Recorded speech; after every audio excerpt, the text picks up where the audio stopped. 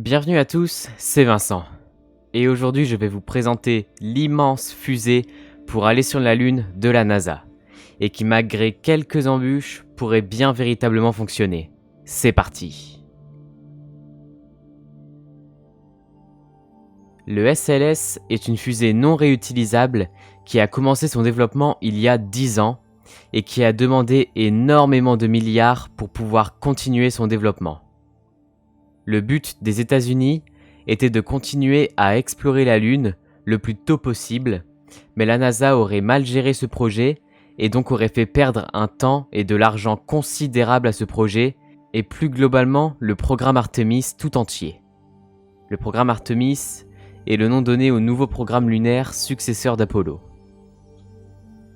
Au final, nous n'avons jamais été aussi près de voir un lancement de SLS vers la Lune, mais pour coloniser la Lune, il faudra encore attendre, car avant les missions habitées, il y aura 3 lancements de tests pour vérifier que tous les systèmes du SLS fonctionnent bien.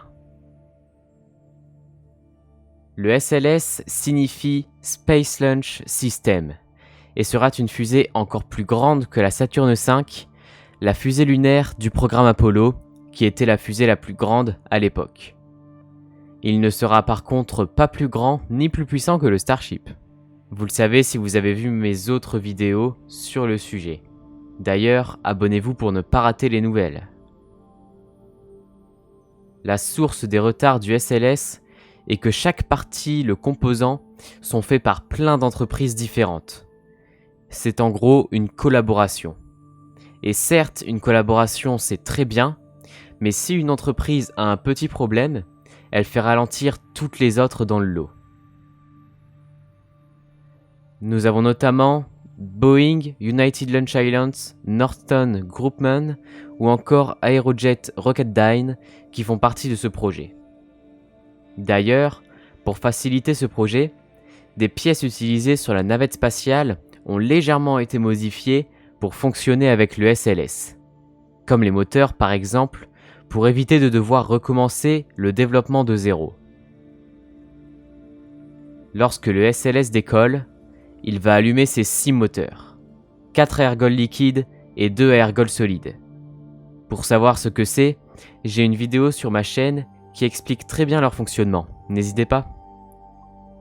Ensuite, il va lâcher ses 2 boosters à ergols solides, puis continuer à marquer sa trajectoire avec les 4 autres. Enfin, le premier étage se coupe et laisse place au second, qui va s'allumer à son tour et qui va envoyer la capsule Orion vers l'orbite de la Lune. Car oui, en effet, la capsule utilisée sera une capsule de nouvelle génération développée par Lockheed Martin et nommée Orion, d'une capacité de 4 personnes seulement. Voilà la principale déception de cette capsule. Pour faire une comparaison évidente, nous pouvons citer le Starship, qui aura quant à lui une capacité de 100 personnes. La deuxième déception sur cette capsule, c'est qu'elle ne soit pas capable d'atterrir sur la Lune, et que donc il faut un deuxième vaisseau pour le faire. Et pour exemple, cela sera le Starship HLS. Le Starship pourrait depuis le début prendre 100 personnes et les faire atterrir sur la Lune, mais non. Il faut que la NASA dépense des milliards pour envoyer que 4 personnes et ensuite les mettre dans le Starship qui va les faire atterrir.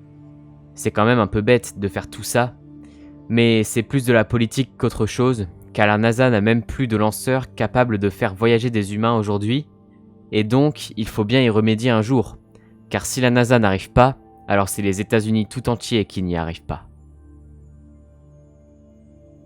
Le SLS aura aussi une version non habitée pour envoyer des charges utiles sur plein d'orbites différentes, mais n'est pas capable d'envoyer plus de 100 tonnes, contrairement au Starship. Finalement, on peut en conclure que le SLS est une bonne fusée, mais un peu mal optimisée, car le rapport argent-utilité n'est pas très présent, et je pense que développer un système de récupération comme le Starship n'aurait pas été de tout refus pour rembourser un peu les milliards déjà déboursés. Le Starship peut faire mieux pour moins cher et plus rapidement.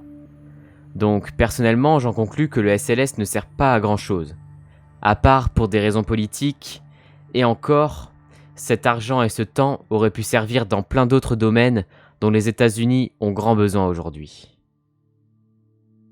Merci à tous d'avoir suivi cette vidéo et j'espère qu'elle vous aura plu. Vous pouvez vous abonner, liker et partager. Sur ce, moi je vous dis à la semaine prochaine, 17 h, pour une nouvelle vidéo. Ciao!